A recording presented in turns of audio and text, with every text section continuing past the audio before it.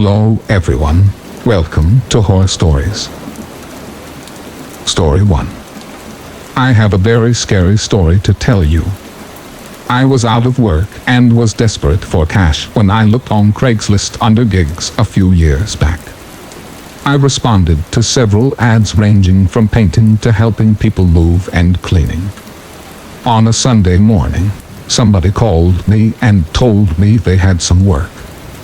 They said the job was to clean a kitchen inside a small building that was recently closed down and he was renovating it. He needed me to show up and work in the evening, starting at 7 and ending at like 1 or 2 in the morning, and that it was only for tonight.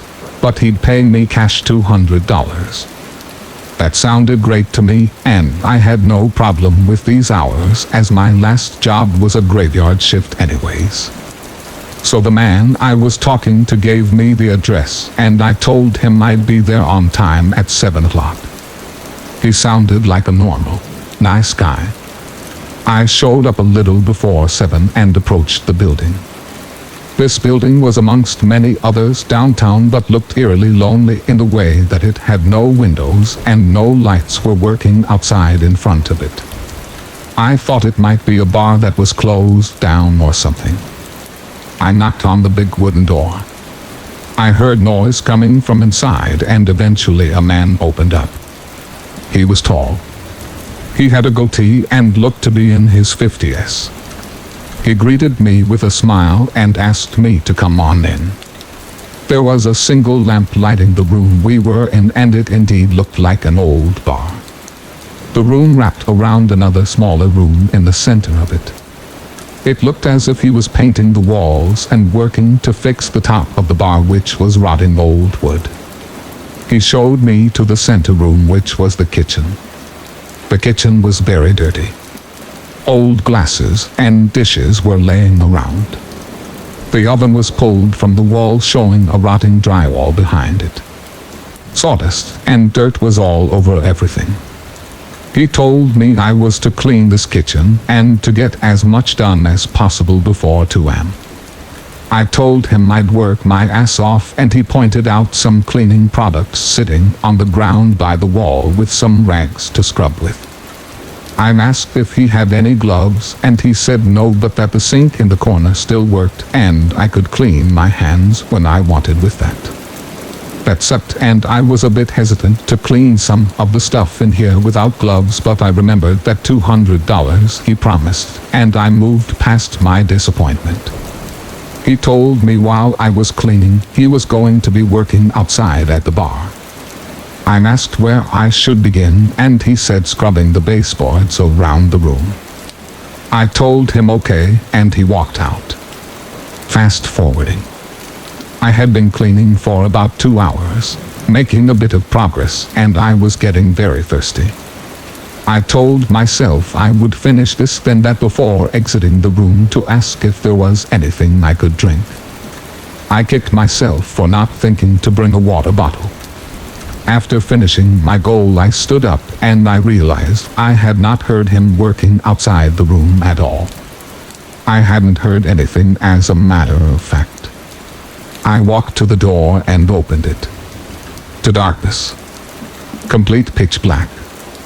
At that instant I became very nervous and shouted out, "Hey man, I'm making some good progress in here," expecting to hear him respond. He didn't. I looked around but seriously could not see anything. The lamp was gone. I looked back into the kitchen, which was bright and all lit up with all the lights on and working in the ceiling. I peered back out into the dark room. I began taking steps out into the room surrounding the kitchen. After taking about 10 whole steps, I stopped and was about to speak out again when, to my horror, the door slammed shut behind me and I was engulfed in blinding darkness. I could not see anything, and I spun around waving my arms, walking back toward the kitchen door. My steps were small as I did not know what was in front of me. I was afraid I would run into something, and I did, waving my hands around in front of me. I hit something, not a door. I hit somebody's face. I scuttled backwards, not hearing anything. Whoever I had just touched didn't react.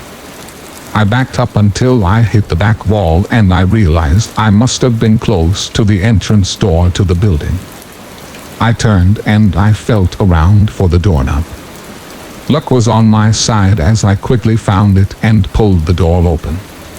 It was dark outside at this point, and only a very small amount of moonlight came into the room, just enough to where I could see the man standing against the kitchen door with a blank expression on his face. I ran out the door and never looked back. That's the last time I used Craigslist to find work. What was that guy doing? What was he going to do? It makes me sick to think about it. Story 2. My sister Sarah walks at night. She often goes outside and walks around the farm. 2 nights ago I looked outside and saw her walking at a brisk pace holding Father's hatchet. It wasn't the first time she has butchered our cattle. We might have sent her away if not for the truth. She is asleep when she goes walking at night. Father has been gone for 5 years, and Mother cries most of the time. She cries because of Sarah. It was 1:30 after midnight when I awoke. I know she opened my door as I shut it when I sleep. She often walks around with knives and sharp farm tools. When I walked down the stairs, I saw her. She was sitting in Father's chair clutching the knife. She was looking at me. I took a single step towards her and she sprung up to her feet and took 2 paces towards me and then stopped. I said her name Sarah and told her I would take her back to bed. She said to me, "I am not sleeping." I then asked her if she was not asleep, then why is she holding a knife? She spoke, "Because I want to kill you and Mother." I told her she was ill and needed to put the knife back before Mother catches her. She turned around and walked outside. I didn't leave the house that night. When Mother and I found Sarah in the morning, she had stabbed herself in the eye and was dead face down outside the barn. I'm worried about Mother. She hasn't walked at night since stabbing Father 5 years ago. She says she was asleep when she did it. My mother never sleeps. Story 3. Driving down Old River Road in California back in 2002. I needed gas. I ended up driving through this town called Ileton. I parked my car at the first building I saw, which I think was an old hotel that looked like it was 150 years old. I looked all around and couldn't see a gas station, but what I did see was a very overweight woman sitting on a porch at a nearby house. It also looked very, very old. I couldn't see her face, but I know she was looking at me the whole time. I looked up at the old hotel windows and saw that somebody was also watching me through one of them. Did you ever see that movie, The House of Wax? Remember the town in that movie? This was just like that. I looked over to another building and saw an old rusted metal Coca-Cola sign that was swinging back and forth and making a very loud screeching noise. I suddenly, without any warning, felt sick. I have no idea why, but I needed to throw up right then. I got out of my truck and fell to my knees on the gravel. As I threw up, I could see to the right of me someone was approaching me slowly. As soon as I stopped for a second, I heard the person run away. I looked up and just barely caught a glimpse of a man in farm clothes stuck behind a building. What the hell is going on here? This grown man was sneaking up on me while I was vulnerable. Unfortunately, I became sick again, and this time I distinctly heard a woman talking, and in between my heaving I heard her say, just go once more, once more." Then I saw the man again approaching faster. I forced myself to my feet and looked at the man as he closed in. He stopped. He was a very skinny man and looked like he was on meth. His eyes were open super wide and his lips twitched like I had just caught him doing something. All I said was I'm leaving and got in my truck. I locked the doors and after backing up I looked all around the truck. The man was gone and I never saw the woman. I hit the gas and was out of that town in seconds. It was the smallest, creepiest place I've ever seen and I will never go back there. Story 4. The lady that my mother asked to watch my sisters, and I was not well. She would arrive at our flat at dark while my mother was gone and watch us until she returned. She would always insist on playing hide and go seek. My sisters and I loved this game but not with the lights off. She would insist that all the lights are off. This night it was first my turn to find them. I found my sisters first. They were downstairs hiding together under the table. The lady was hiding somewhere upstairs. I was too afraid to go look after the last visit. She came out of the darkness and grabbed me. When I screamed, she put her fingers down my throat.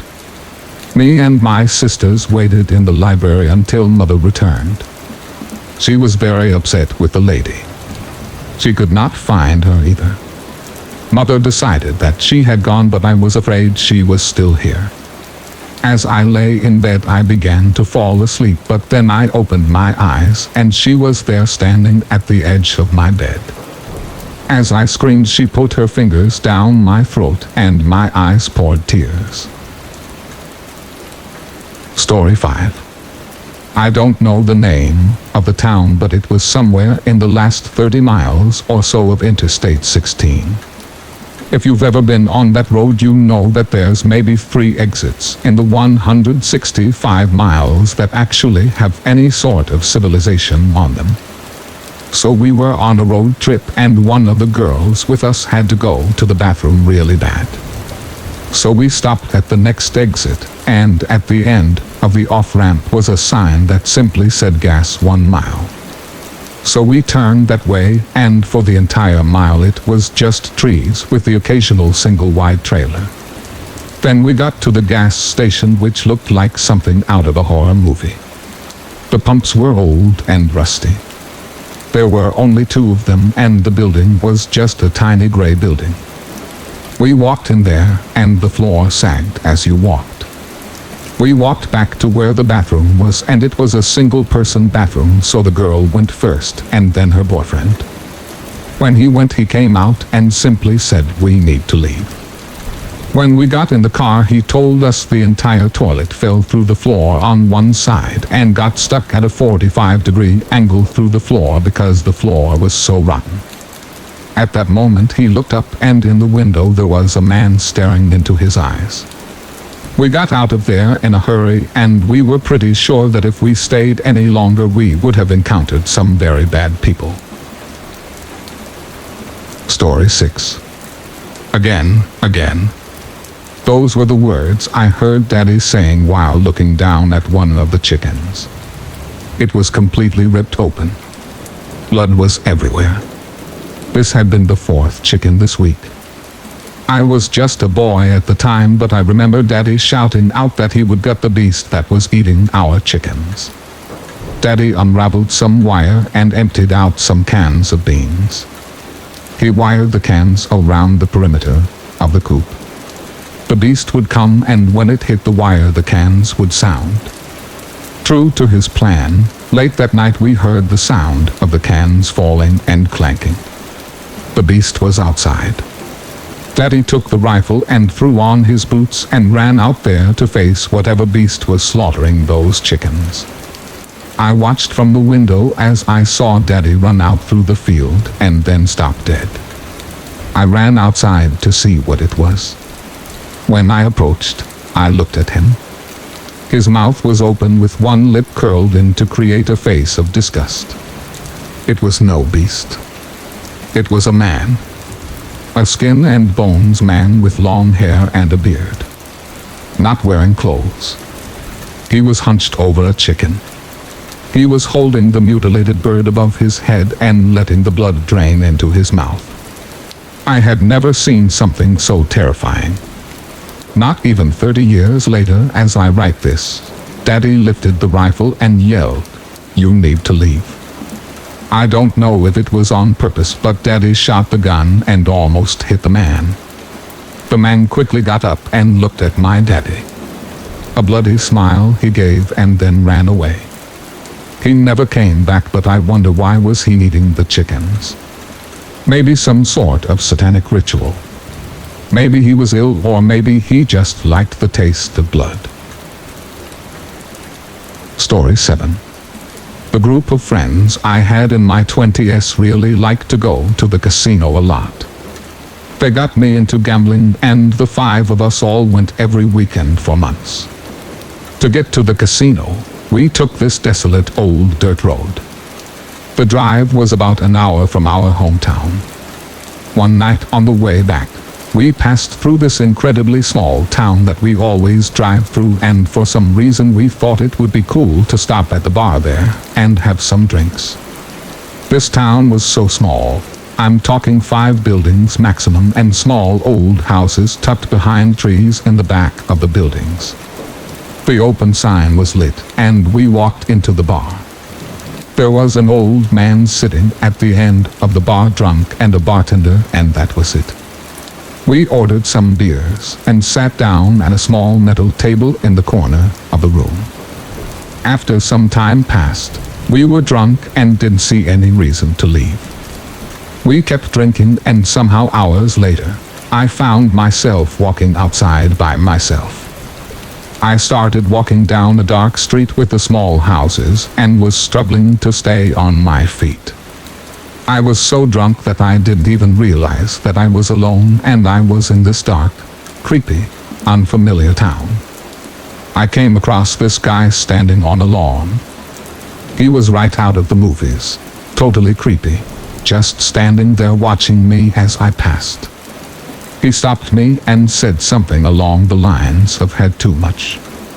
I began talking with this guy, and all I can remember of our conversation is him describing to me that he wouldn't kill me because I had an A's hat on, and that sometimes he dreams of killing the town's little girls but wouldn't because Jeff wouldn't think it's right, whoever Jeff is. Even drunk, I knew this guy was off of his meds. I walked away and explored this incredibly dark town before I accidentally stumbled across the bar again. I don't remember much more than that, but the town was called Block if I remember correctly, and it gives me the chills when I think of how easily I could have been killed or kidnapped. Nobody in that town seemed normal. Story 8. My friend and I went to Archer City once in Texas. It was a long time ago, but we both felt like we weren't welcome while we were there, and everyone gave us dirty looks, everyone being only a few people. The town was so small, like one main street, and that's it. The sky was gray, and it felt so lonely and hopeless. We went inside a bookstore only to see the books scattered around the store everywhere. Nobody was working at the counter, and the books were covered in dust. Outside the store we saw a little boy sitting on a bench, but he never said a word to us even when we said hello. He was wearing overalls and he looked like a kid from the 50s. The whole town did, as a matter of fact. Everything looked so dated and old. As we walked, the sidewalk was cracked everywhere. We looked through the windows, but every store was empty. We left pretty quickly. Archer City felt like a town that had once been a nice place to be, but when we visited it felt forgotten and very creepy. Story 9. A few years ago I got lost in rural Missouri, super lost, like backcountry roads lost. I got directions from a gas station where the worker is super pissed that I won't buy his overpriced map, so he gives me directions that includes going down this road to this other road to get to the highway to get to the interstate. So I go down this back road and end up in this town. It's like 2 p.m. and it is completely dead. Not a single person anywhere. Mostly older houses. A run-down downtown area. Old post office, that kind of thing, and I'm suddenly filled with dread like Stephen King dread. There's trash blowing everywhere, and there's just nobody. I drive by the library, and it's pretty much abandoned. There are oversized books in the window, and they're completely swollen from water. I parked my car and got out at one point. I walked up to the glass and looked inside what looked like an old hotel. I tried opening the door, but it was locked. Through the glass I could see no one, not a single person. After that I had to get the hell out of there. So I make it out of town, and I keep heading on my way and make it safe to my destination. Later on I googled the town, and it's insane. The town's history was full of gruesome murders. One woman murdering another pregnant woman to get the baby. A guy terrorizing the entire town to the point where they all just kill him in the street. The town was Skidmore, Missouri, and it has creeped me out more than any other place on the 3 continents I've been on. It was no joke terrifying. Story 10. One dark night, a 15-year-old girl named Lydia was walking home from her friend's house. She turned down a narrow street to take a shortcut and was startled by the sight of an old man standing in her path. When she stopped, the old man turned to her and in a hoarse voice said, "Tell me the way." His face was disgusting, his skin covered in scars and boils, his hair stringy and unkempt, his eyes bulging horribly, almost popping out of their sockets. Lydia was terrified. She was alone in a dark and narrow alleyway with a strange and disturbing person. Her heart began pounding, and it took her a few seconds to catch her breath. "Tell me the way," the old man demanded. Okay, where are you going?" asked Lydia nervously. When the old man told her the address he was searching for, a chill ran down her spine. It was her house. I don't know where that is," she replied curtly as she pushed past the old man and ran down the alleyway. Glancing back, she could see him standing in the alley, watching her flee. Lydia was so freaked out by the incident that she didn't stop running until she got back to her house. Breathing a sigh of relief, she took out her keys. She looked up and down the street to make sure the old man hadn't followed her. It was empty. She turned the key, unlocked the door, and pushed it open. From the darkness inside her house, a hoarse voice said, "Tell me the way." Story 11. Hello, I'd like to tell you my story now. I was working as a driver for Uber about a year ago. As you might guess, doing that job resulted in meeting many strange people. Many drunk people, quiet people, loud people, and in a few rare cases, creepy people. This story does not involve a creepy person. It involves my one and only terrifying person. One evening, around 11 p.m., I was getting tired.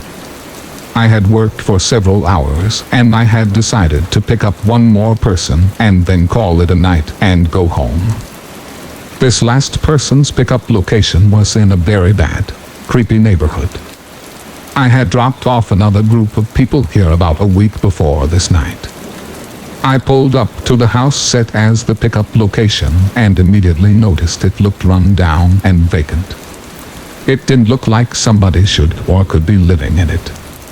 A man walked out of the house before I could even inform him on my phone that I had arrived.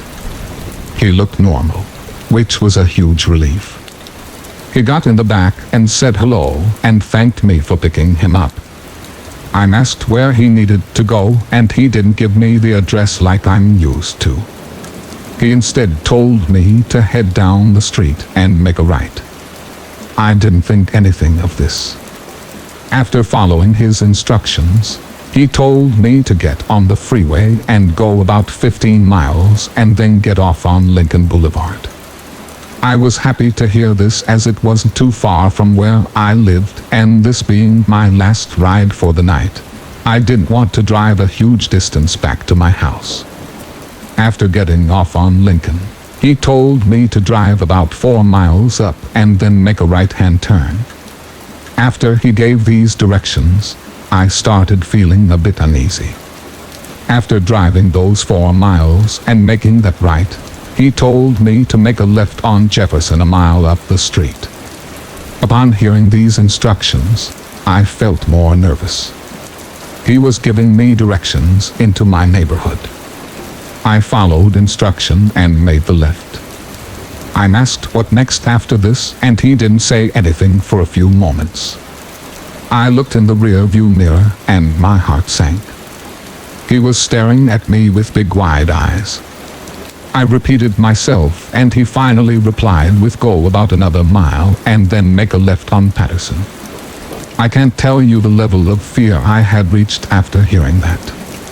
That was the street that I lived on. Did this guy know where I lived? Was he directing me back to my house? My heart started to race. I made the left turn and then asked, "Next?" He responded immediately with "Up the street here. My house is on the right." I felt sick. I kept driving and started to slow down a bit. I, without looking at it, passed my house slowly and said, "Which one?" He was silent. He responded in a very quiet and sinister voice, "You just passed it." I stopped the car and my heart was now throbbing. I looked in the rear view mirror to see him smiling. I spoke. "Which one is it?" Still looking at him, he replied to me without breaking his gaze or his smile. 1905. I got out of the car immediately after hearing him say that. That was my address. I started backing up into the middle of the street. I took my phone from my pocket and called 911. He got out of the car on the opposite side of me. I backed up into my neighbor's bushes and made the choice to run and knock on their front door. I did, and after pounding for a moment, I turned around to see where he was, expecting to see him right behind me, but he was nowhere in sight. They answered the door and I told them what just happened. A police officer showed up shortly after that, but the man was gone. Your guess is as good as mine how he knew where I lived, what my address was. I still have no idea. I didn't see him again. I never picked up another person after that. Story 12. This happened about a month ago at the park near my house. I had taken my baby girl there in the afternoon. My baby loved the swings, so that was our first stop. While gently pushing my baby, a man walked into the park. There were other kids around and a few adults as well. I didn't feel threatened by this. The man wore blue jeans that looked quite old and a t-shirt with a bear on the front, or a wolf, I can't remember. He looked as if he had a mental disability of some kind. Maybe autism. I wasn't sure. Anyway, he walked around the park looking at everything. The kids, the adults, the slides, everything.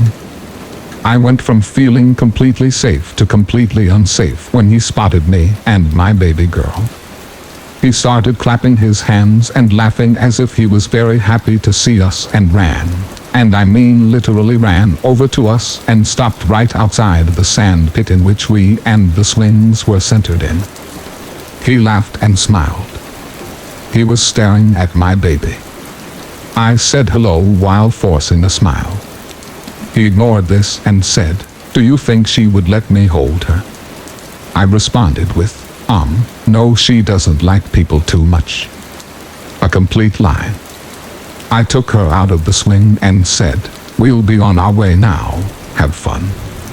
The man stomped his foot and let out a sound of frustration, like when you tell a 6-year-old they can't have an ice cream cone at the fair. We walked home and the man did not follow. This was minor, as I am coming to realize. But I guess you had to be there. It was very unnerving, and I got the distinct feeling that this man was not well and that he was dangerous.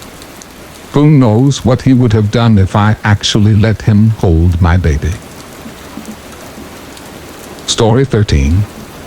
I'm a United States Postal Service employee, and this is by far the scariest thing that has ever happened to me.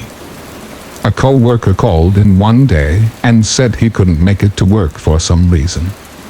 I was left with the responsibility of delivering all his mail on his route. I was not happy about this because his route involved going through the old town of the big city that I lived in. This old town was a tourist attraction of sorts. It had very old, Western-style buildings, and the street was a dirt road. All of the buildings within this old town were shops, mainly for tourists. Most of these buildings required the mail carrier to actually go inside and hand-deliver the mail to the various shop owners, which took extra time and meant you had to converse with most of them, which I disliked doing for the most part. This one day, late in the afternoon, I entered a building and was met with only a staircase. It was not an option to not deliver the mail. So of course, I descended the staircase, which was an old, winding, metal staircase. It was uncomfortably long, and finally, when I reached the bottom, I saw only a very long hallway with old light bulbs flickering above me. Along the hallway were doors on both sides, very similar to what you'd see in the hallway of a hotel. I paused for a second, not knowing what to do at this point, where to deliver the mail. A second later, at the end of the hall, I saw a man walk out one of the doors on the left and immediately enter another room on the right. I didn't have a chance to speak to him before he was gone. After standing there for a few seconds, I decided to walk down the hall. When I finally reached the end, I knocked on the door the man walked into. Nothing happened, and he didn't open up. Just then, at the end of the hall, where I just came from, I saw the same man walk out of a door on the same side of the hall I was on. He walked into the middle of the hallway and stood there staring at me. I yelled out, I have some mail. He interrupted me by taking a long machete out from behind him. At first I thought this must be a joke, but when he started sprinting towards me, I decided it wasn't, and I entered the room I was at. The room was an old, dark wine cellar from the looks of it, and I immediately crawled underneath one of the old racks in which to store wine and thought, this can't really be happening. It was, and the man entered the room searching for me. He walked past me and continued down the rows of wine racks while sniffling. I got out from underneath the rack I was under when I felt he was far enough away, and I went back out into the hall. I sprinted back down over to the staircase, and just as I hit the first metal step ascending, I heard somebody running fast down the hall behind me. I skipped steps, going as fast as possible up the old staircase until I reached the top. I bursted outside onto the dirt road and looked behind me. The man did not go through the door. I got into my service vehicle and sped the hell away from the old town. I later told my boss about this, and he said he would look into it and I shouldn't worry about it. I told him I'd never go there again, and he did not argue with me. Story 14. This happened on Halloween night. It happened years ago in the wine country of California. Myself and 2 roommates lived in a 3-bedroom, 2-story house. Early in the evening, everything was normal. We passed out candy to trick-or-treaters, hung out together, watched a scary movie, and overall we were having a great time. There's always a feeling of creepiness that comes with Halloween night, especially if you just stay at home. You never really think something sinister or something terrifying will happen. After all the candy was gone and all the kids disappeared, our movie was nearing its end. We had all drank some wine and were getting very sleepy around midnight. We decided to call it a night and go to our separate rooms to go to sleep. I slept in the bedroom on the first floor, while my two roommates had the two bedrooms upstairs.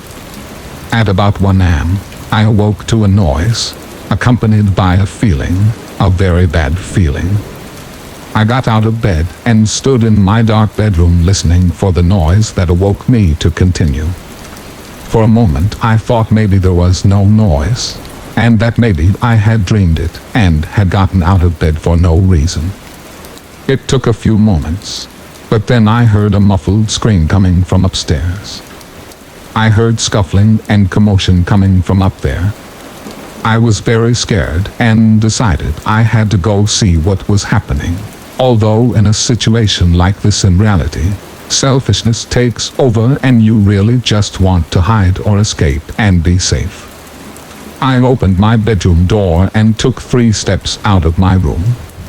The stairs were a few feet away from my bedroom, and just as I had taken those steps, I heard somebody coming down the hall at the top of the stairs, and they were coming fast. They were coming right towards me. It was pitch black, and having only a second to decide my next action, I quickly but silently moved to the back sliding glass door and slid it open. While doing this, I felt as if somebody was going to grab me from behind, but they did not.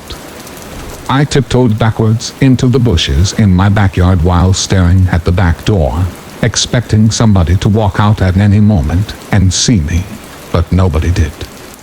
So I waited about 3 minutes, I'd say. I was terrified of what had just happened in the house, what was still happening. I did not want to go back in. Then the faces of my two roommates popped into my head. I had recalled earlier that night drinking with them and having fun, and I realized if they were in trouble, I needed to be brave. I needed to go back inside to help them. So I did. I slowly walked back towards the back door, and I crept back inside, and I immediately heard screaming that sounded like it was being muffled by blood. I heard gurgling noises. My heart was beating out of my chest as I climbed the stairs, unsure if somebody was still in my house or if they had gone. I came to my first roommate's bedroom and turned on the light. A very surreal feeling of this cannot be happening swept over me as I gazed at both of my roommates lying on the bed. One was silent, one was groaning in pain. There was blood all over the room. I did not know what to do. One of them was making noises, and the other was very clearly dead. I stepped into the room and almost slipped on the actual puddle of blood that was there on the ground. I tried to speak, but I couldn't. I was in shock. I grabbed my roommate's phone off her nightstand and dialed 911. I felt as if the intruder was still in the house and was going to approach me from behind. I kept turning around. I saw nothing. I told the operator that I needed an ambulance immediately and that my friends were dying. Ambulances and police were at my house in only a few minutes. My friend that was groaning died before the police arrived, and I never saw the intruder. For some reason, he skipped my bedroom that night and instead went upstairs to murder both of my friends. Story 15. This isn't my own encounter, but my mother's experience from when she was around 19 to 21 years old. My mother was almost a victim of a creepy, rapist serial killer who preferably uses axes as a signature weapon. She lived alone in a small unit in Richmond, Melbourne, and worked night shifts at a restaurant. Because she worked nights, she would sleep during the day and wake up around 2 to 3 p.m. She had a friend who visited her place regularly around the time she woke up, and they would eat a meal together and hang out for a couple hours. This was a part of my mom's daily routine. One night, my mom was at the laundromat alone, and she noticed a smallish, young, European, or Middle Eastern, macho-looking man unloading a washing machine full of baby clothes.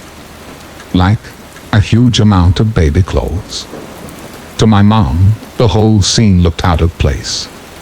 The guy didn't seem right. His demeanor didn't fit the load of baby clothing he was hauling into his basket. The man looked over at my mom, stared at her, but my mom mentioned that she didn't think much about it at the time. She left shortly after with her load and drove back to her unit. A couple of weeks later, my mom finished her shift at work and drove back to her place, went to bed, woke up the next day in the afternoon, and soon heard a knock at her front door. Assuming it was her friend, she started walking down the hallway where you could see a frosted window at the end. She saw a smallish figure, the exact size as her friend, and didn't have any thought that it could be someone other than who she expected. My mom said that when she was halfway down the hallway, her body suddenly stopped in its tracks, and an immediate overwhelming feeling of crippling fear came over her. She was frozen and staring at the shape of the figure outside for a minute when an unknown voice said something like, "Hey, come open the door." "It's me." My mom slowly walked back down the hallway and into her bedroom. She waited in her room for the unknown visitor to leave, but he didn't. Every couple minutes he would say things like, "Come on, let me in. I know you're in there. Why don't you open the door?" According to my mom, she waited in her room for maybe 2 hours, listening to the stranger calling out to her. She couldn't call anyone because the phone was in her kitchen, and she didn't have the bravery to leave her room as the unit was tiny and easily accessible. She was afraid the person outside would hear her and find a way to get inside. She mentioned that after waiting for so long, she couldn't handle the cold temperature of her room as she was barely wearing anything. Note: she had only been sleeping beforehand. She finally got the guts to jump up and bolt from her room to the kitchen, which had a back door. She ran out the back door and down the street behind her unit. She had a neighbor who she was friends with and went straight to their place. She explained what happened, and they both looked out this person's window, which had a view of my mom's unit. Since their street was in a U shape, they could see the stranger still standing at the front of my mom's door. It was the same man from the laundromat a few weeks earlier. They called the police, but the man left before anyone came. After the incident, my mom stayed at her parents' house for a few days. Soon, she felt that she was safe to go live in her own unit again. A couple weeks after moving back to her unit, she begins receiving notes and letters under her door and on her front steps. According to my mom, the letters had strange things written on them. She never told me what exactly was written, but she mentioned that the sentences and words were extremely amateur, as if written by a 6-year-old. Letters were squiggly, written back to front and arranged in strange sequences. My mom would give the notes into the police station. They weren't treated as much of a threat. This continued for maybe a few weeks or a month. One day, my mom woke up in the afternoon after a previous night shift.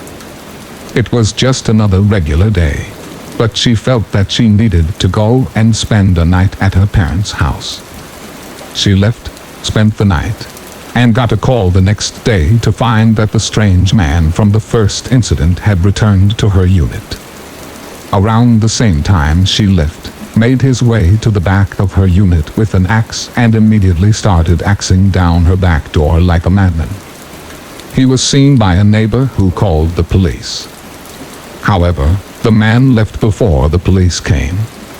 Anyway, It turned out that the man's description partnered with the strange notes my mom was receiving fit the policeman's belief that the man was a suspect of the rape and murder of a number of girls in Melbourne from the 70s onwards.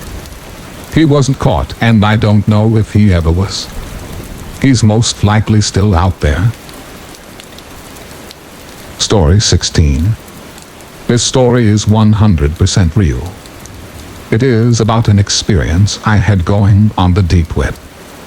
For those of you who don't know, the deep web is pretty much the hidden internet. It isn't indexed by search engines, and you need special software to go on it. It is several thousand times bigger than the surface internet, which can be reached by Google or Yahoo, etc. It is also home to many illegal things. You can buy stolen guns, any drug you can imagine, stolen phones. You can even hire hitmen. Any illegal thing you can imagine is on the deep web. I never had a great childhood. My dad was gone all the time, and my mom was too when she was home. It was normally verbal and physical abuse. I always needed to have a way to escape it all. Whether it was playing video games, watching movies, or even drinking. One day, I was invited over to a friend's house for a sleepover. When I got there, he immediately told me he had something to show me. We went upstairs, and he showed me his laptop. He said he had got onto the deep web.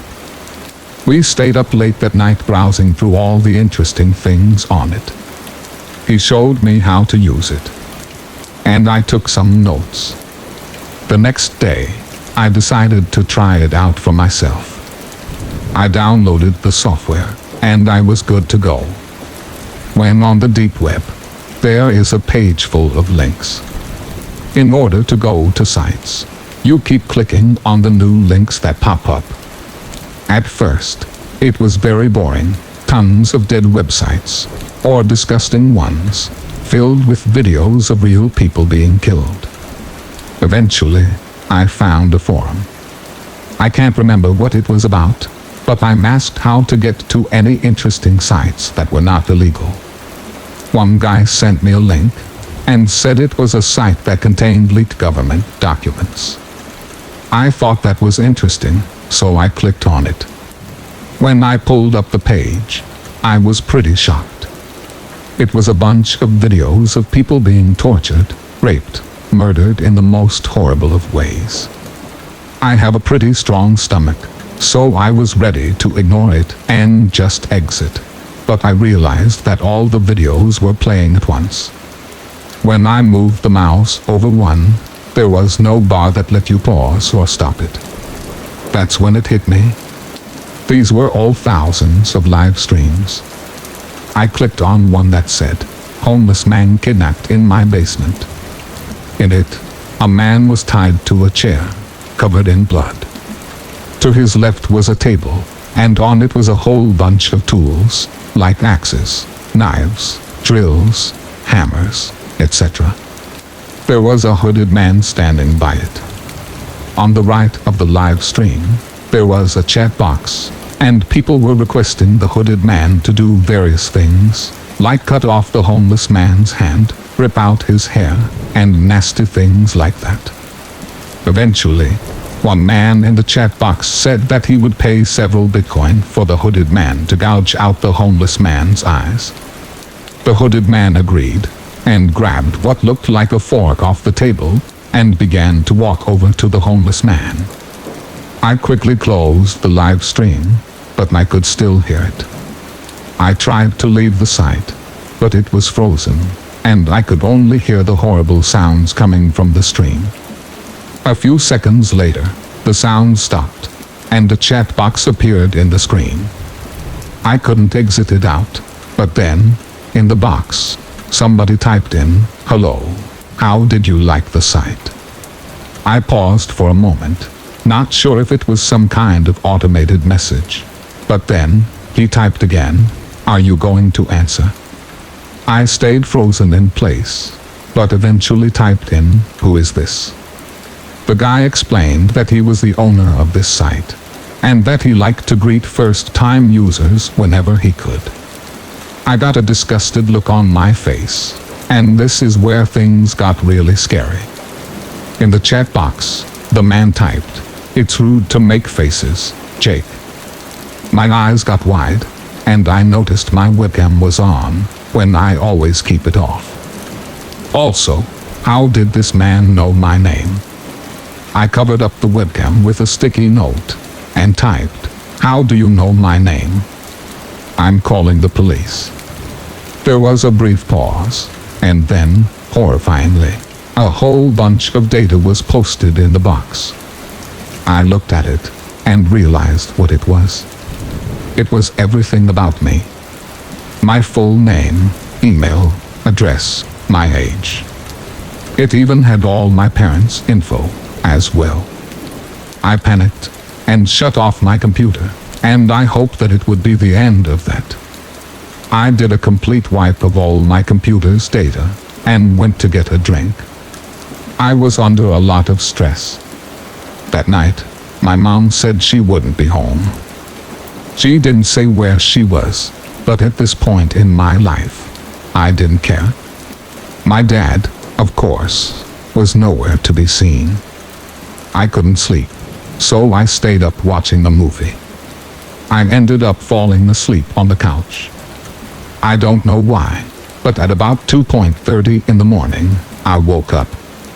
The TV was still on, and it gave off a dim light, but when I opened my eyes a little more, I almost screamed.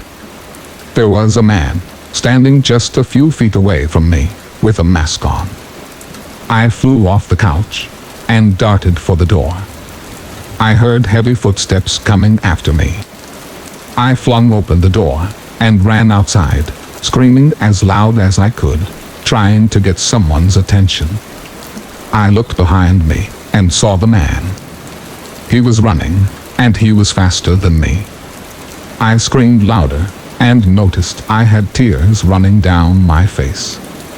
Then, a bag wrapped around my head, and I was pushed to the ground, with such force that I felt blood in my mouth. I heard a car speed up beside me, and I was being dragged to the sound of it. They were taking me away, and probably, I was going to be on that website. I had almost accepted my fate, when the man with the mask screamed in pain, and dropped me. I pulled the bag off my head, and saw a van speed away, and then I saw my neighbor, hitting the masked man with a baseball bat. The police arrived, took the masked man in, eventually caught the van, and shut down the site. My mom and I moved out, and I will never, ever go on the deep web again. Story 17. This happened to me about 2 years ago, when I was on a cross-country road trip with my good friend Kim. We started in the Northwest, and our final destination was in Georgia. We were trying to make this trip as quickly as possible, and since it was just the two of us, we took shifts, sleeping and driving. We had just passed through Laramie, Wyoming, where I got pulled over for speeding. Not much, only 10 miles over the speed limit. I apologized to the police officer, and he kindly let us off the hook, since our car had no cruise control, and we had a long way to go ahead. After leaving Laramie, we didn't stop for a long time, and the highway rarely cut through any towns. It was probably 3 or 4 in the morning, and the highway was deserted. Tall pines lined the 2-lane blacktop, and jagged mountains framed the starlit sky above. Kim was sleeping heavily, her chair reclined all the way down, a blanket thrown over her head. I had the radio on, but she was so exhausted, she paid no attention to it. I was trying to concentrate on the road, and the quiet music on the radio to stay awake. Visibility was very limited, and there were no lights on this road. Suddenly, red and blue lights flashed in my rearview mirror. I hastily looked at my speedometer, but I was diligently following the speed limit after the narrow escape from getting a ticket earlier. I pulled over, killed my engine, and rolled down my window. The cop car behind me appeared to be an unmarked vehicle, but it was hard to tell. Kim didn't stir as the police officer approached my window. "Ma'am," he said in a Midwestern drawl, "you know why I pulled you over today?" "No, officer, I don't." His flashlight was pointed directly at my face, and I had to avert my eyes. I looked at the badge on his chest instead of his face. "Your plates show are from far away. Where are you headed?" The police officer in Laramie had asked the same thing. "Georgia. Family emergency." "Is that so?"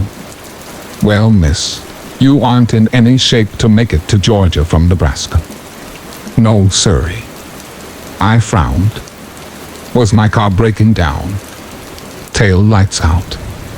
In my tired haze, had I missed something vital? "I'm sorry, what's wrong?" "Miss, step out of the car, I can show you."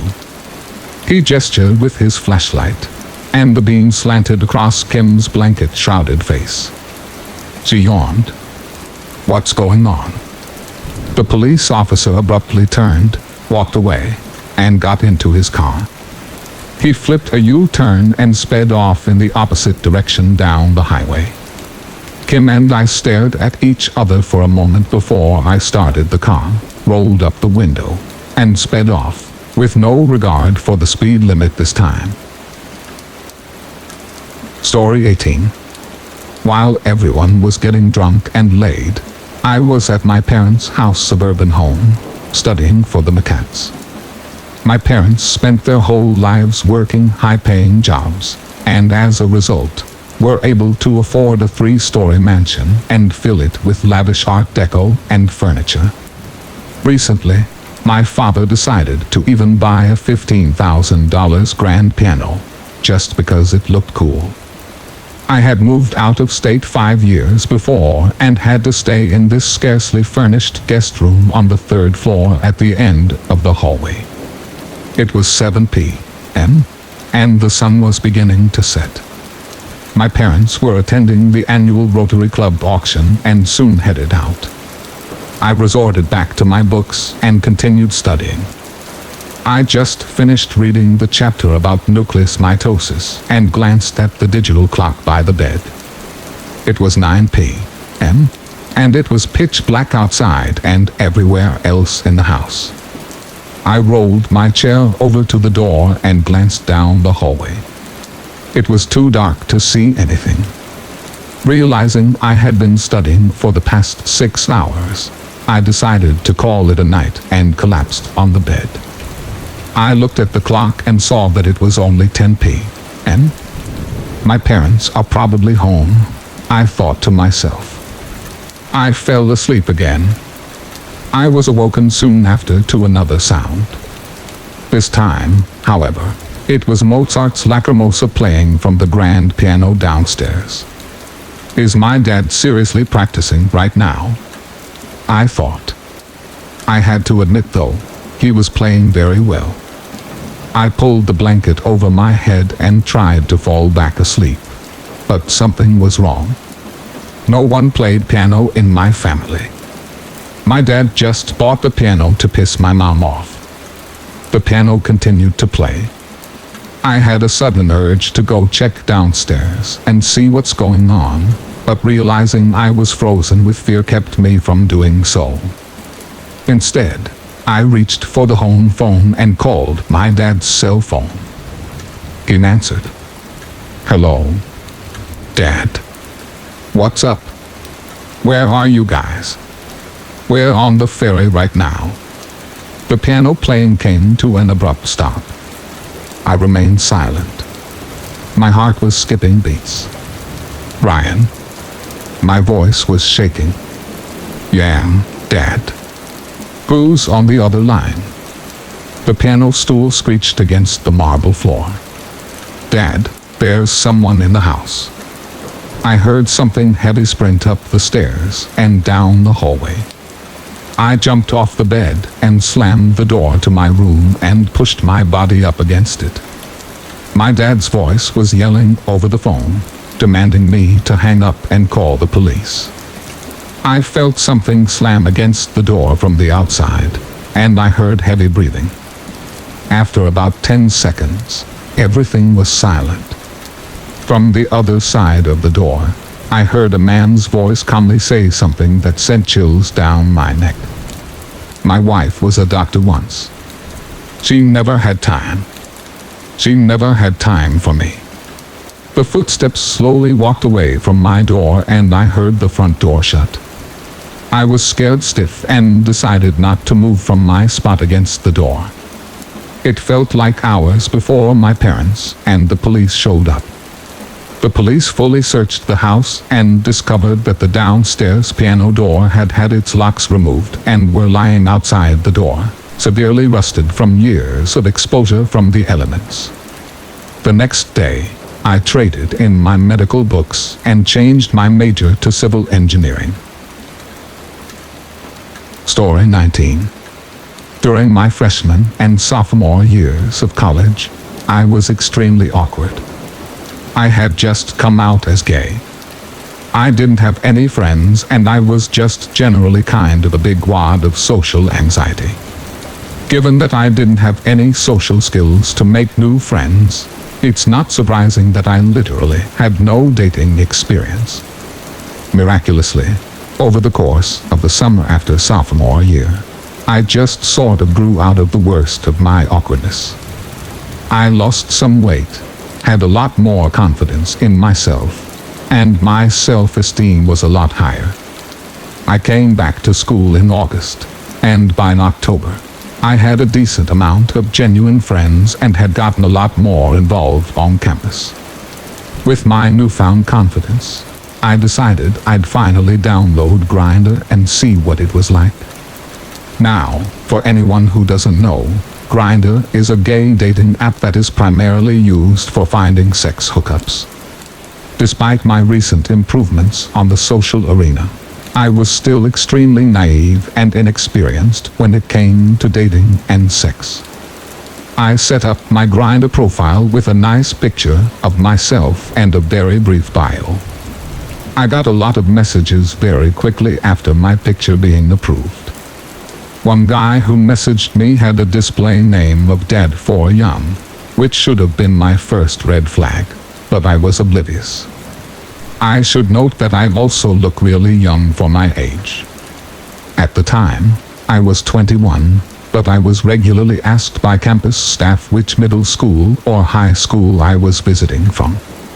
I'm 23 now, and I still get asked if I want the kids' menu if I go to a restaurant with my parents. It's bad.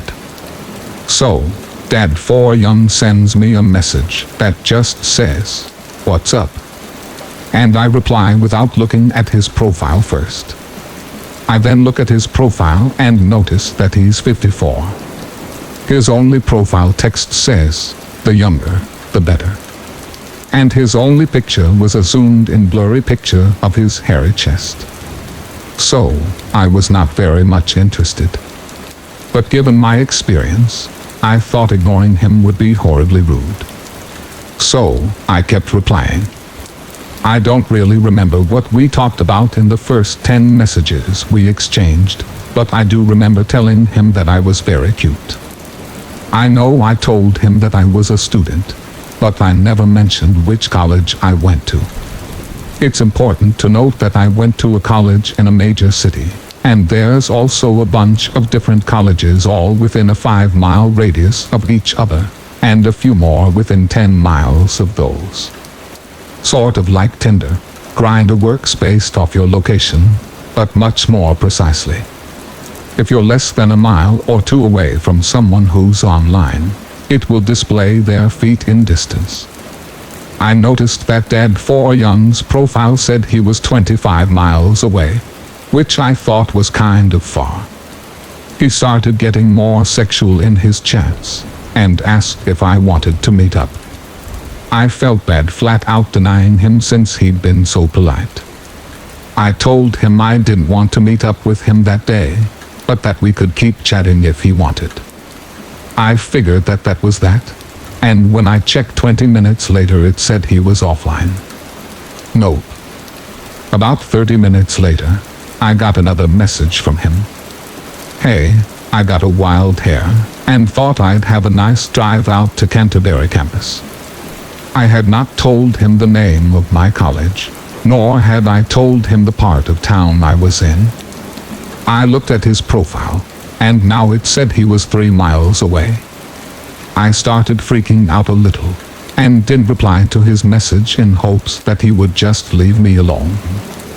It's important to note that my college had a couple of different campus chunks separated by a few miles. I lived on the upperclassmen residential campus, which was around 2 miles from the main campus where all of the other student dorms and the main buildings were. I felt like if he were going to try and find me, he'd go to the main campus first, then maybe give up since not many outside people know about the separate residential campuses. 5 or 6 minutes later, I got another message saying something like, "No fun if you don't play along." What building on the residential campus are you in? His profile now said that he was over 2,500 feet away, and every time I opened his profile, the distance would decrease. I was fully losing my shit at this point, since this guy had the ability to pinpoint my location, so I shut my blinds and turned off my lights and locked my windows. My roommate was also out of town on some kind of retreat, so it was just me. The door was already locked, and I was getting worried. He kept sending me messages every minute or so saying things like, "I'm gonna find you. Here I come," and other supremely creepy shit like that. The distance was now just down to 310 feet, and I was completely losing my mind and didn't know what to do, so I just deleted my whole profile. Nothing else happened that night, though I was absolutely terrified he was gonna come knocking at my door. Fast forward to 3 days later, I decided to re-download Grindr after doing more research and seeing that you can adjust the settings so that my exact location isn't visible. When I logged on for the first time to my roommate profile, I adjusted some of the search filters until the results were specific enough to display Dad 4 Young's profile, which I promptly blocked. Later that evening, I get a message from someone with the display name, "We'll find you," with the same gross profile picture as Dad 4 Young, and my stomach sinks as he sends a flurry of messages. "You screwed up. Almost got caught by the police because of you. Couldn't find you, so I had to go to the other dorms and find someone else. He ended up calling the cops for me. I'm not giving up. I'm coming for that sweet virgin asshole." Freaked out, I blocked him again, deleted my profile again, and then deleted Grindr. I refused to re-download it or any dating apps for about a year after that, at which point I worked up the courage to try again and have not heard from this nut job ever since. Story 20. When my mother met and married my stepfather, I was 4 or 5 years old. He began to introduce me to the cult he belonged to almost immediately. I don't think my mother realized that he was in one, although he was trying to get her into it slowly. During evenings when my mother went out, or weekends whenever he could get me alone, or school holidays, or times when he'd come and get me to take me out of school, he would work on teaching me how to be a member of the cult that he believed in. Whenever my mother wasn't around, there were training sessions and practice sessions for his cult. Eventually, there were times where he'd get me in the middle of the week from school and take me to a group camp sort of place that other members of his group set up for extended activities. Sometimes they would trade children for the getaway period, like swap us back and forth for cross-training. Once in a very great while, a kid there would die, but usually those were the kids that were just picked up and not legally part of their families, so they didn't have to make excuses for them missing. I was very lucky because my stepdad didn't like to share me, so I was never cross-trained. My mother helped my stepfather in a lot of ways, not because she knew what he was doing and what was involved, but because she was naturally a hateful sort of person who helped him in isolating and keeping me from making any long-term friends. She refused to let me watch television, listen to radio or music, or go to parties or any special events. It was a lot like being a Jehovah's Witness family, I believe, only she wasn't one. She just didn't want me around and did not want me to inconvenience her in any way, so the house was closed to me. I was restricted to my room for most of my life as a child by her, and that helped him because it gave him a lot more access and control over me. My stepdad's cult was a sexual slavery group. They believed that women were naturally inferior and meant to be slaves. My training was to teach me how to be a slave, how to endure pain, how to pose for long periods of time, and essentially how to be furniture, and what he called preparations for my womanhood. By the time I was around 8 or 9, he was trying to get my mother into softer versions of what he was doing with me, with his buddies in his group. He was trying to get her to do swinging and wife shopping and stuff. But my mom was naturally a prude, who actually hated sex in the first place, which kind of made things worse on me and made him more impatient. I then told a childhood friend some of the stuff he did, but not about the camps and about the poses and the training and the kids that were all expendable. She told her mother, who told my mother that I was being molested. There was a lot of screaming and shouting in the house, and the embarrassing interviews with her interrogating me and being really angry at me. I was so scared, because of the threats that he'd made me, but also because she was furious that I minimalized what he was doing and kept it to just preparing me for womanhood. She separated him for 3 months, but it was too hard for her to make it on her own income, and she was too proud to ask for help, and refused to go to any kind of assistance, because she didn't want to be a welfare mom, like all the wetbacks she hated. So she took me back to him, and basically just gave me to him. I tried to tell her that he was going to start stuff up again. I was told that she was too tired to hear it right now, so I never got any help from her again. By the time I was around 11, I began to read books about child abuse, molestation, and cults. I couldn't find anything about sexual slavery, but there was enough already in there for me to understand that what he was doing was wrong, and that I had to fight it. I began to refuse him. Every day was a battle of screaming, shouting, throwing things, hitting each other, whilst my mother would then punish me for being disrespectful to my stepfather. In the end, he was trying to rape me in the afternoons, and I was stalking the house at night whilst he slept, with a knife in my hands, trying to get the nerve to kill them both in their sleep. Just as I was ready and prepared to do it, I had packed stuff and everything. He just disappeared. After a week of him being gone, my mother told me that he had been having an affair with another lady, who was only 17 years old, but already had a 2-year-old daughter. And then she kicked him out for cheating on her. And that's how I got out of the cult. However, later on as an adult, I stupidly ended up with another guy, who was into the same thing. He started out trying to pass it off as just an interest in normal bondage fetishes.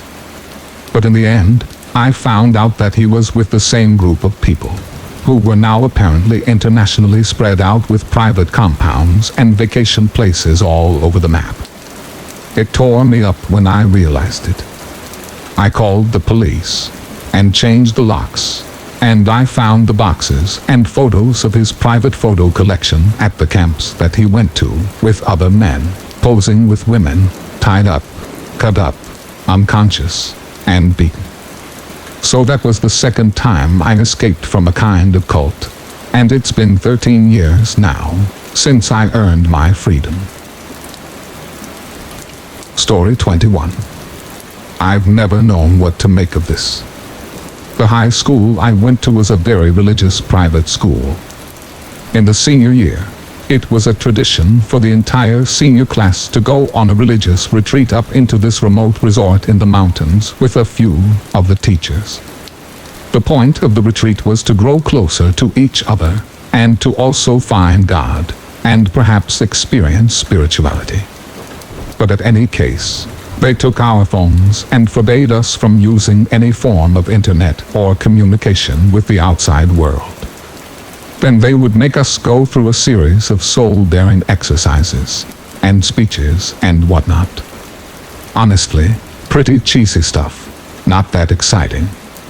On the third day of the retreat, however, the entire grade is in the main hall doing an hour of silent prayer. That was pretty much like meditation, but we were supposed to be communicating with God. All of a sudden, there's a huge crash, and everyone looks over to see a girl toppled over on the floor. As everyone stares, she starts writhing around on the ground and screaming, but not screaming like pain. The voice that she was screaming was a really strange deep voice, and didn't sound like her at all. Someone yelled, "She's seizing." I remember that because there was a girl in our class who was known to have epileptic seizures, and she would do it in assembly pretty frequently, but it wasn't the same girl.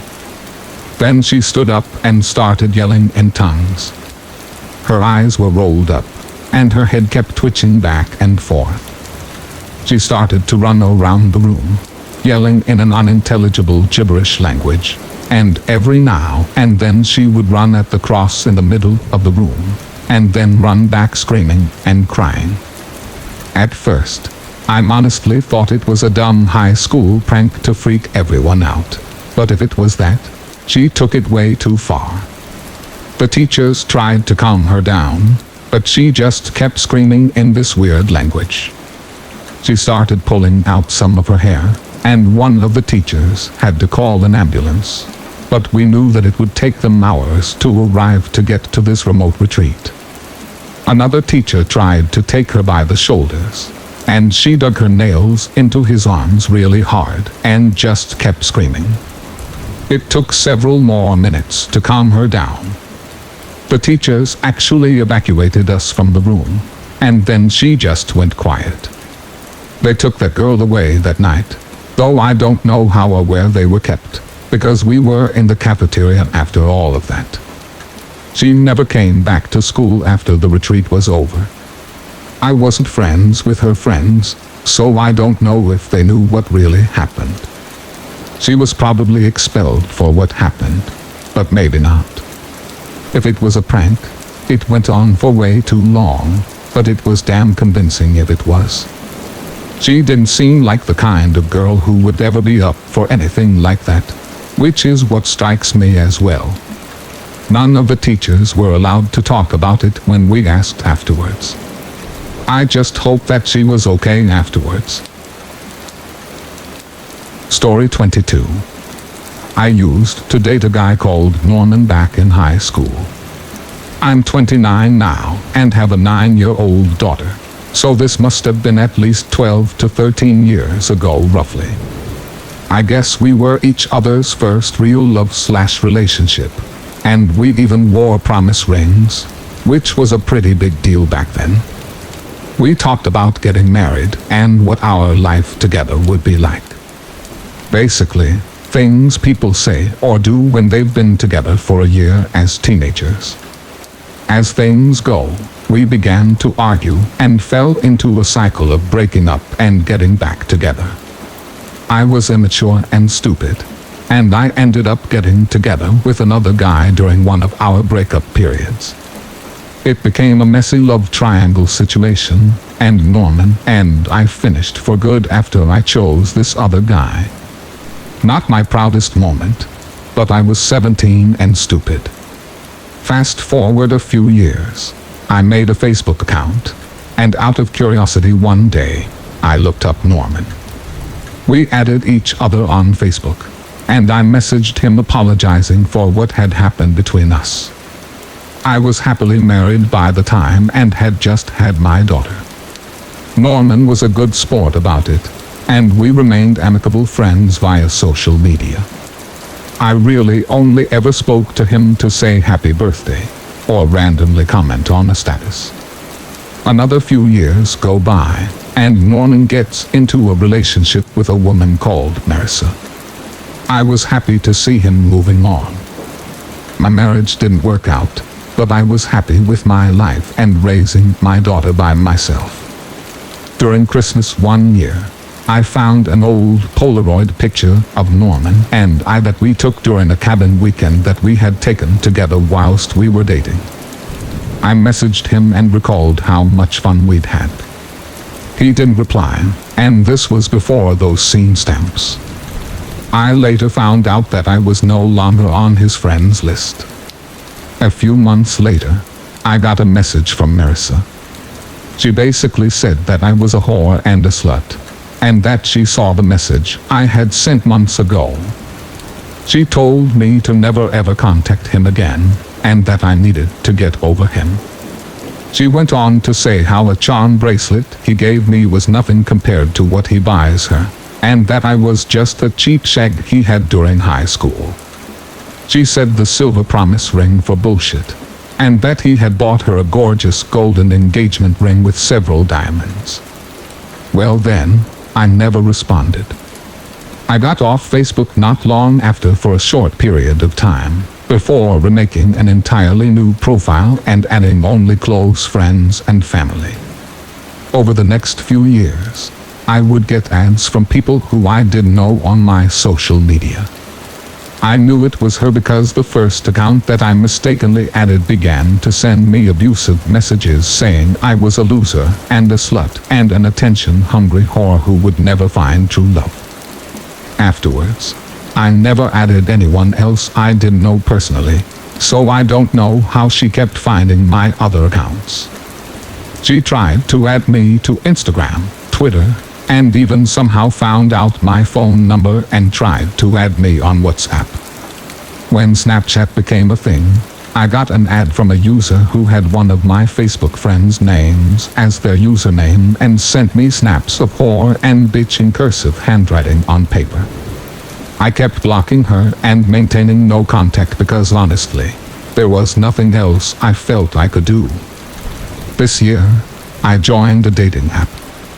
I met a guy within the first few weeks of being on it who I thought was amazing.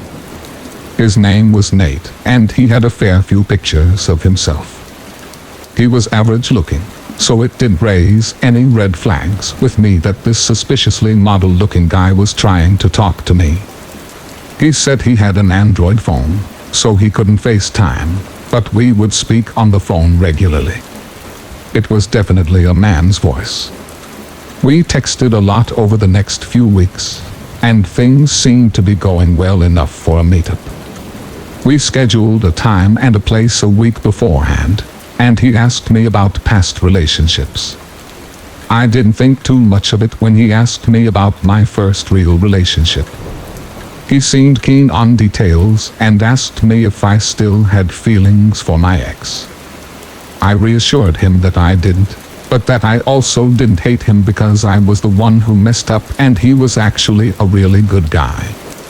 We talked a lot about that relationship, and then he said that he was really looking forward to meeting up with me.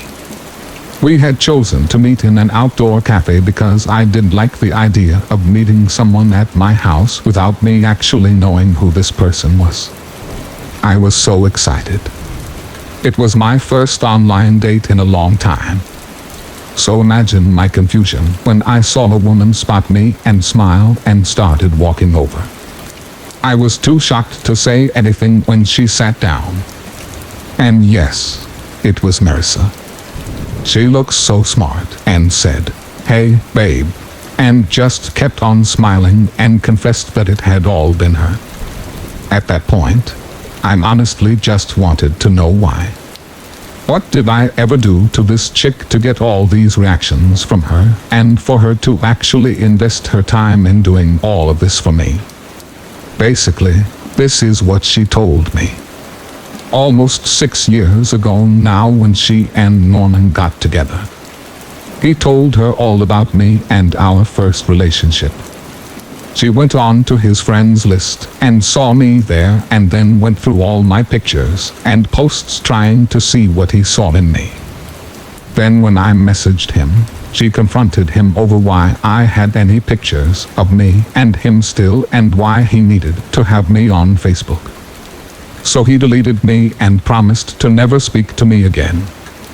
She told me that she hated me and said that I was a stupid bitch who loved playing with people's emotions, and that she wanted to give me a taste of it. She said that she made up accounts so that she could just keep an eye out on me and make sure she wasn't going to be in the same city as her and Norman.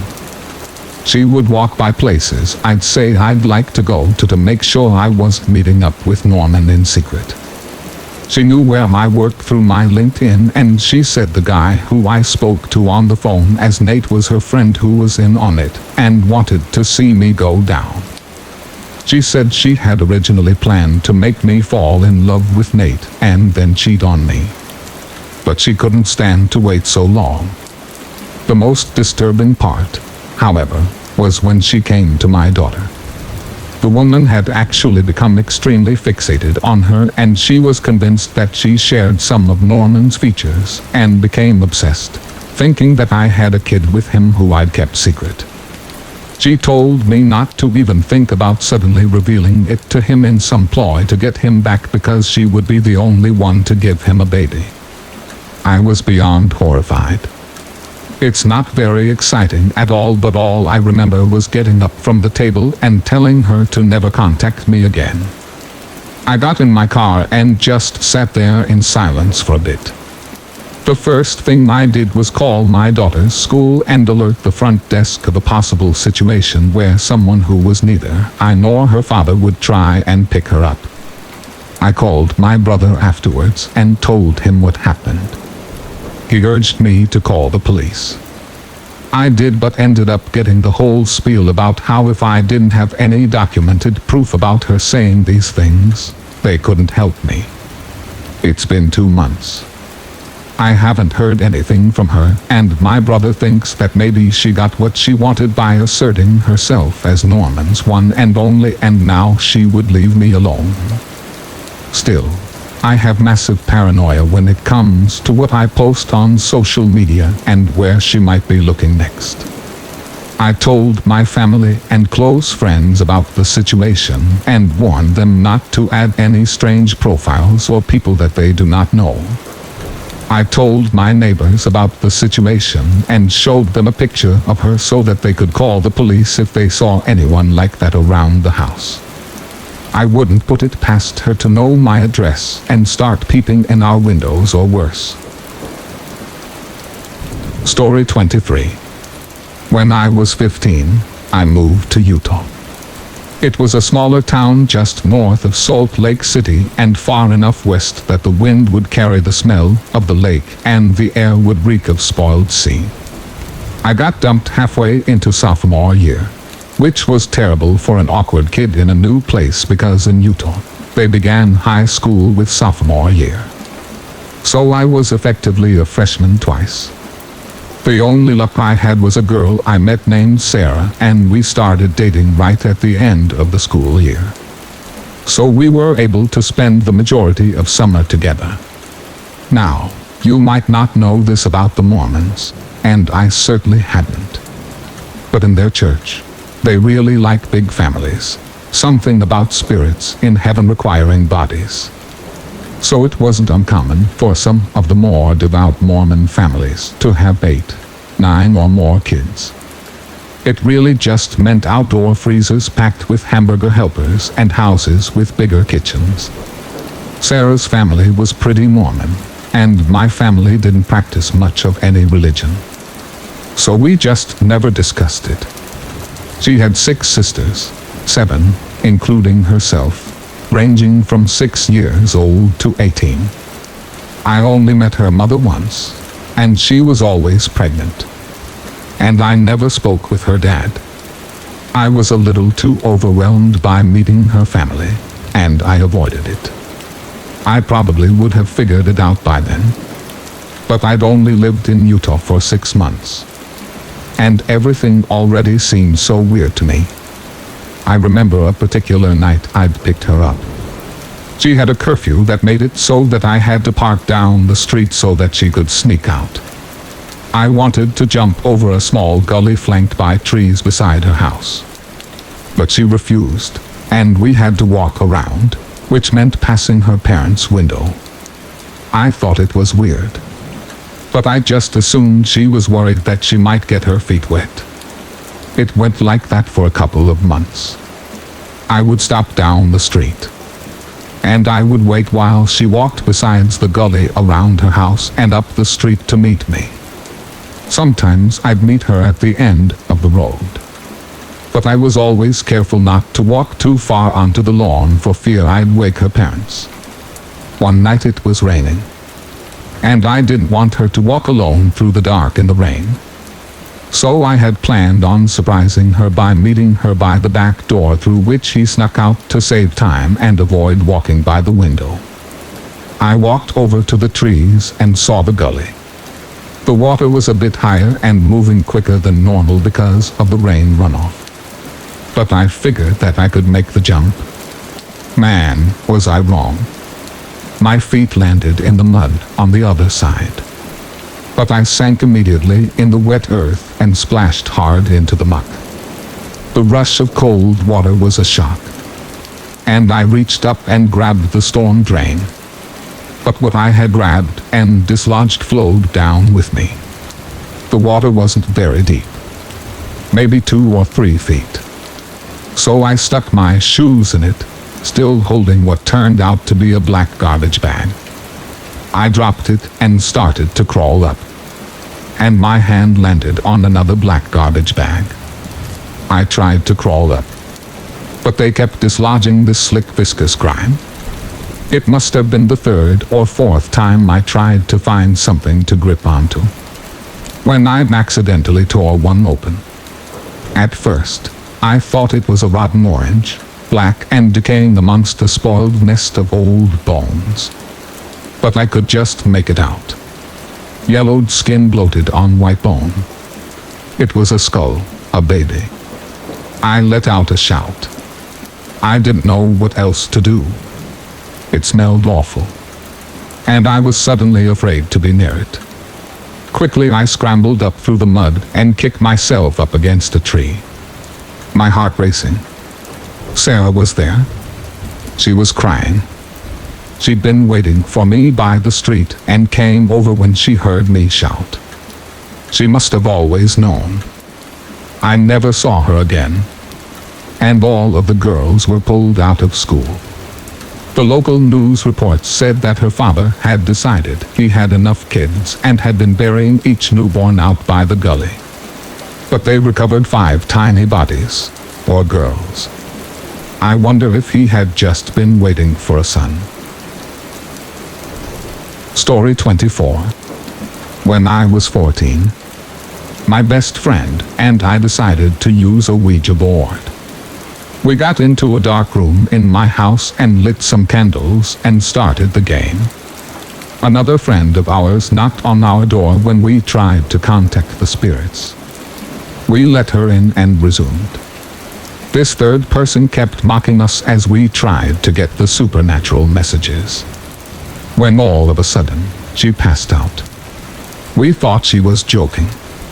But then she opened her eyes and began speaking in a voice that was her own. It was very deep and guttural and damn scary. But we still thought that she could just be playing with us. She then laughed, a really horrible laugh, and started to say things that had happened to me. Things that I had never told anyone before. And she did the same for my best friend. The candles started to flicker, and she began speaking gibberish. I couldn't even understand what was coming out of her mouth. We were absolutely terrified. This started off as a simple joke game, I thought, and then it got seriously out of hand. My friend then ran over to my neighbor's house. She was a very devout woman. And then she ran over to see our friend.